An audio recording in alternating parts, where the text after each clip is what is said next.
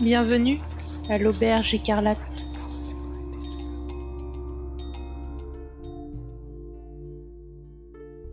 De tout temps, les régions françaises ont été animées de légendes et d'histoires étranges, évoluant au fur et à mesure des années. Des fois, il ne reste que ça, des légendes que tout le monde sait impossibles. Et des fois, les histoires improbables trouvent un moyen de pénétrer dans la réalité d'une manière surprenante. C'est ce qui s'est passé au XXe siècle en Lorraine.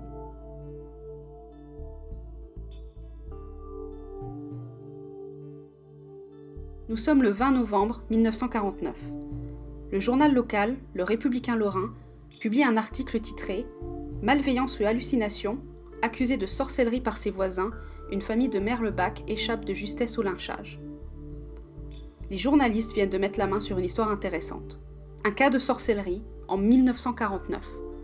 Ce que les journalistes ne mentionnent pas, c'est que le déferlement de paranoïa qui s'abat sur la pauvre famille innocente prend racine il y a bien plus longtemps que cela.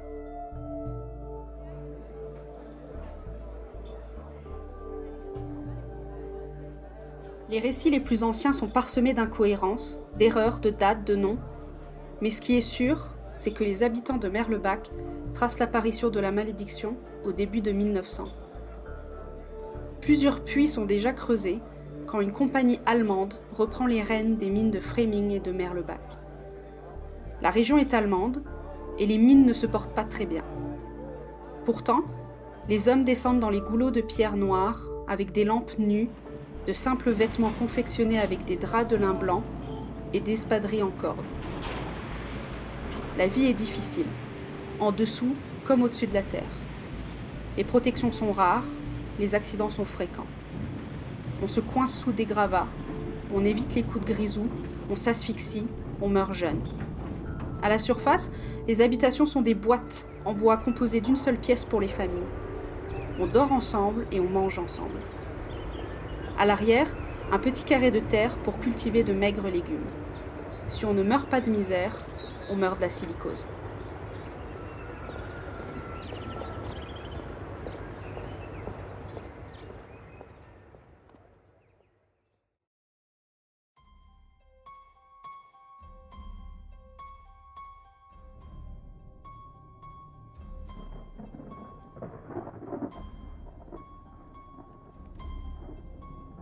Il paraît qu'il faisait froid ce matin-là, quand la société en charge de la mine expulse une famille de sa maison. À l'époque, le toit venait et partait avec le travail. Ces inconnus n'ont pas de nom dans les récits. On les décrit misérables, pauvres et amers. Si le désir de vengeance n'a jamais tué personne, ces gens-là avaient apparemment le pouvoir de faire du mal. Ils possédaient un livre qu'on appelle le 7e livre de Moïse. Un livre de malédiction qui conférerait à ses possesseurs des capacités magiques malveillantes. Dans leur désespoir et leur besoin de revanche, ils maudirent la maison. Dans un tel bassin minier, ces 4 murs seraient habités bientôt, et la compagnie perdrait, mineur après mineur, de la main-d'œuvre importante.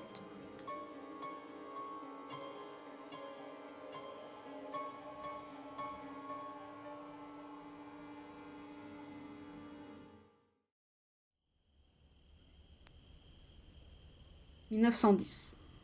L'habitation n'a pas énormément changé, si ce n'est qu'un étage a été construit. Le bois humide n'offre qu'une maigre protection contre le froid et le temps pluvieux de la Lorraine. L'occupant de la maison dort, inconscient de la malédiction qui pèse sur lui.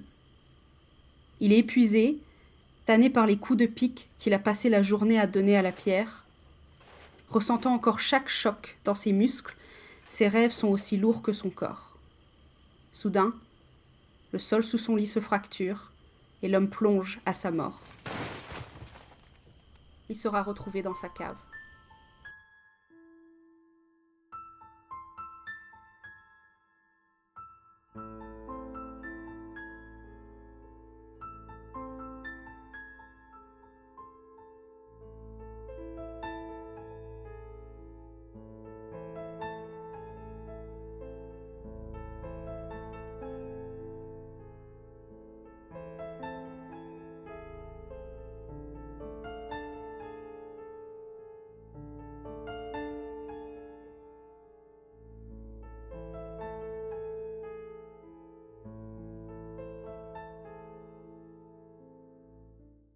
1926. Une inconnue épuisée dans le salon de la maison de bois, réparée depuis. Elle vient d'accoucher d'un nouveau-né.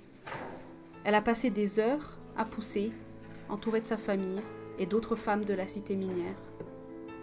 Tout s'est bien passé. L'eau chauffe, le bébé va bien. Mais quelques heures plus tard, la mère et l'enfant s'éteindront sans que personne ne puisse savoir pourquoi. Aucun saignement, aucune complication.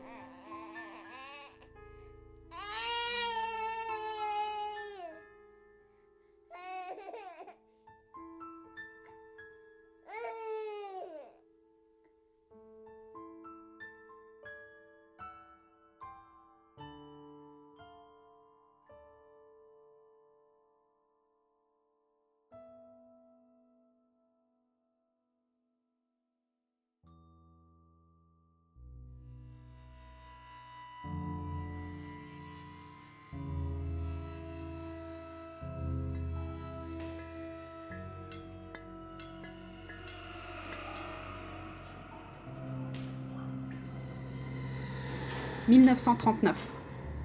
C'est au tour d'un père de famille qui habitait dans la bâtisse maudite de périr. Les coups de pique, retentissant dans la mine, ont rappelé la malédiction. Dans l'ombre épaisse, les esprits du livre noir sont remontés pour emmener avec eux la victime qui ne se doutait de rien.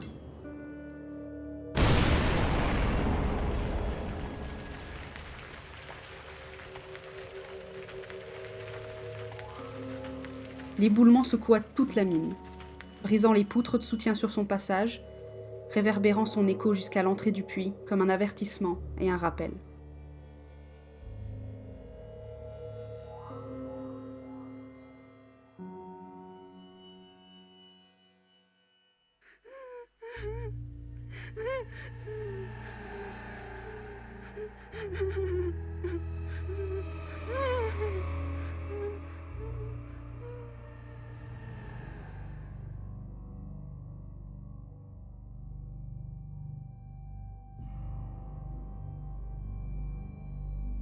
« 1946. C'est là que les récits se font plus précis. Les histoires sont maintenant passées de génération en génération, tels des héritages précieux. On les garde pour se souvenir, mais aussi pour se protéger. La suite de la légende est bien réelle pour Didier. Sa famille arrive au sein de la maison maudite en 1946. Il raconte que 2 ans plus tard, la plus jeune fille de la famille décède de cause inexpliquée. En bonne santé, heureuse, elle ne se réveillera tout simplement pas un matin. La mère de Didier est la sœur de la défunte. À l'époque, elle le porte déjà. La famille entend parler de la malédiction qui plane sur cette maison depuis des dizaines d'années. Ils vont voir un moine capucin sous les conseils de leurs voisins. Il accepte de venir et procède à la bénédiction de toute la maison.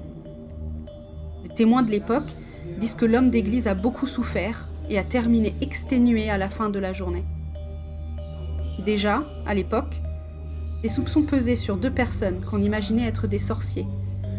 Ces 2 personnes, anonymes dans les témoignages, décédèrent 2 semaines après la bénédiction, renforçant les croyances des habitants de Merlebach.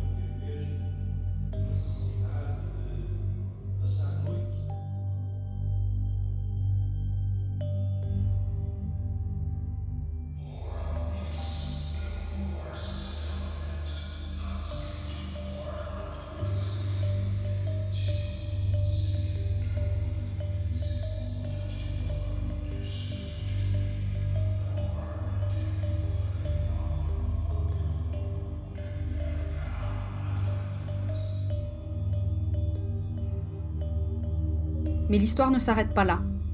En 1949, alors que tous croyaient les sorciers morts et enterrés, un mystérieux mal s'abat sur les habitants de la cité de la Cuvelette de Merlebach. Les enfants perdent l'appétit et ont du mal à dormir. Les personnes âgées se plaignent de douleurs et de difficultés à respirer. Dans cette région, qui a si longtemps été hantée par les forces obscures, le coupable est tout trouvé.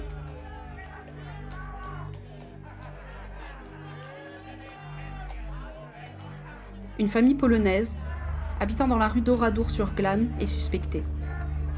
La mère Ludmila finit par être au centre de toutes les rumeurs.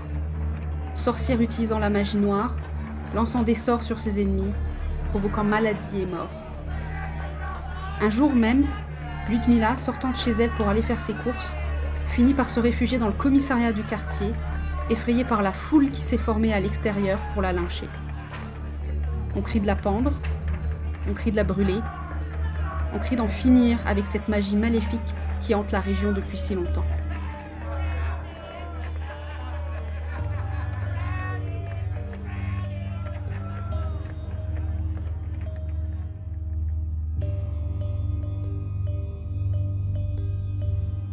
Un jour, inquiet de voir ses enfants avoir du mal à dormir, un habitant décide d'ouvrir les oreillers des lits de la maison. Il y trouve des boules de plumes enroulées de ficelles et des coquilles d'escargots. On raconte que quand la rumeur se répandit, la plupart des habitants vérifia à son tour les oreillers sur lesquels ils dormaient chaque soir. On raconte que des spirales, des oiseaux sans tête et des objets aux formes étranges furent trouvés.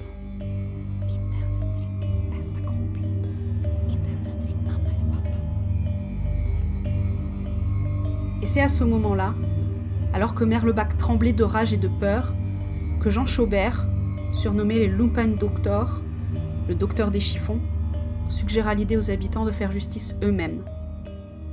Jean Chaubert se revendiquait guérisseur et facturait à des prix élevés des conseils à ses clients pour se débarrasser du mauvais œil.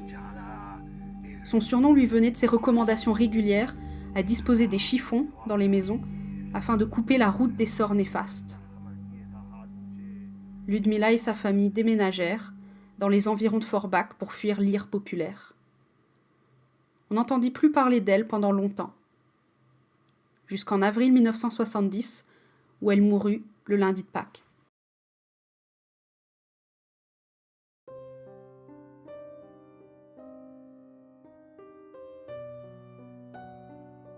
Nous espérons que vous avez apprécié votre visite.